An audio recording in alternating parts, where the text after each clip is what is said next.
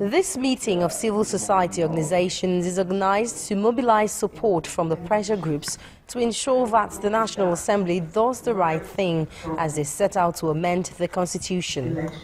The chairman of the forum and the former federal lawmaker, Senator Kairat Gwadabe, says the meeting will mobilize support to ensure that the Constitution amendment process is not hijacked by selfish interests. You will be shocked at how the votings were on some issues. So how do we as CSOs and NGOs, and how do we now mobilize at states, federal at first and then states, to ensure that they do the right thing for our collective good?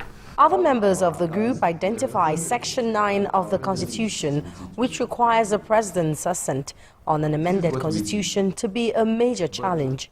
They are asking the 8th Assembly to amend that section moving forward. If Section 9 of the Constitution is amended in such a way that it will say categorically that in amending the Constitution of the Federal Republic of Nigeria, the assent of Mr. President is not required.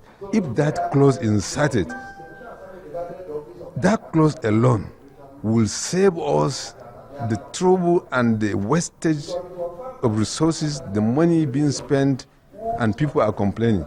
There is nothing in that constitution, the 1999 constitution, that brings in the president to play a role in terms of giving assent or not. And that, I think, is what the law is. Unfortunately, this has meant that because National Assembly has a different interpretation of this, that this has been sent to the president for assent. I do not believe that alterations to the constitution that has undergone 4/5 in some cases or 2/3 of votes in the National Assembly, and of course majority votes in the 36 states of assembly and no less than 24 states voting, that you still require the president to give his assent. I do not think so.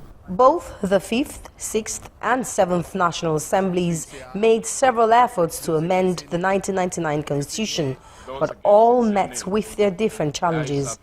It is hoped that the recommendations from this meeting of civil society organizations will help the 8th Assembly succeed.